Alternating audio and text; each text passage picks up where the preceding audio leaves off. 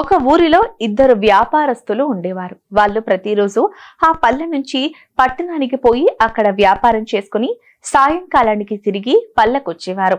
రోజు మాదిరిగానే ఒకరోజు పట్టణానికి వెళ్లి వ్యాపారం చేసుకున్నారు. వ్యాపారం అయిపోయేసరికి చాలా చీకటి పడింది. ఇంకా ఇక్కడ ఉండటానికి వీలు కాదు.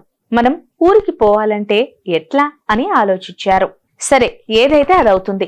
ఇద్దరం మాట్లాడుకుంటూ పోతే ఊరికి చేరుకుంటాం అని అనుకుని చిన్నగా నడక సాగించారు. కొంత దూరం వచ్చాక వాళ్లకు ఒక నీళ్ల బావి కనిపించింది. వాళ్ళు బావిలోకి దిగి నీళ్లు తాగి అక్కడ కొంతసేపు కూర్చొని మళ్ళీ నడవడం మొదలు పెట్టారు. నడక సాగిస్తూ వాళ్ళు వాళ్ళ ఊరి దారిలో ఉన్న చింతతోపు గురించి మాట్లాడుకున్నారు. చింతతోపు దగ్గర చాలా దయ్యాలున్నాయి. రాత్రులు అక్కడ నడవడం చాలా ప్రమాదకరం, కష్టం. అసలు ఆ దారిలో రావడమే మహా గగనమని చెప్పుకుంటూ నడుస్తున్నారు. వాళ్ళు దగ్గరగా చింతతోపు దగ్గరకు వచ్చేశారు. ఇప్పుడు ఇద్దరికీ మనసుల్లో భయం మొదలయ్యింది.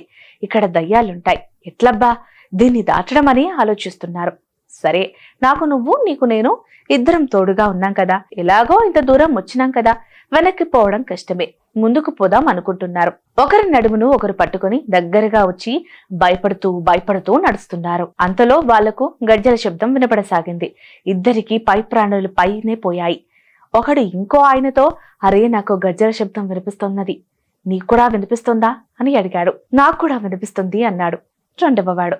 అయితే దయ్యాలు మనకు దగ్గరగా వచ్చేసినట్లున్నాయి అని ఇద్దరూ తొందరగా నడవటం మొదలు పెట్టారు. గజ్జల శబ్దం ఇంకా ఎక్కువగా వినిపించసాగింది. అరే దయ్యాలు ఇంకా దగ్గరకొచ్చినట్టున్నాయి అని నడక వేగాన్ని ఇంకా పెంచేశారు.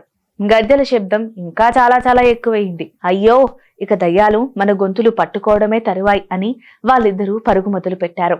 ఇంకా ఎక్కువ శబ్దం మరింత దగ్గరగా వినిపిస్తోంది.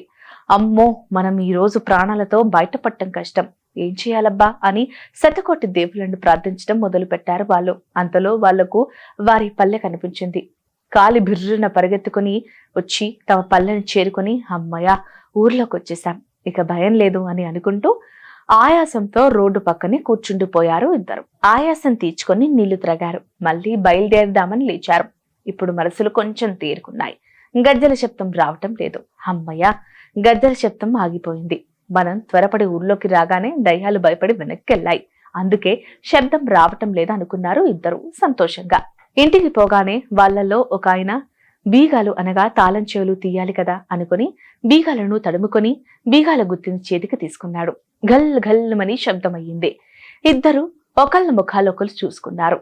ఇద్దరికి ఒకేసారి అర్థమయ్యింది, ఇంతసేపు తాము గజ్జల మోత అనుకున్నది ఆ తాళాల గుత్తి శబ్దమే అని. మరునాడు ఉదయం ఈ విషయం అందరికీ చెబితే అందరూ పొట్ట చెక్కలయ్యేలా నవ్వుకున్నారు. ఏ విషయంలోనైనా భయం వేస్తే వెంటనే భయం ఆపి ఆ భయానికి గల కారణం పట్ల తగినంత విచారణ చెయ్యాలి. ఇది ఈ కథలోని నీతి.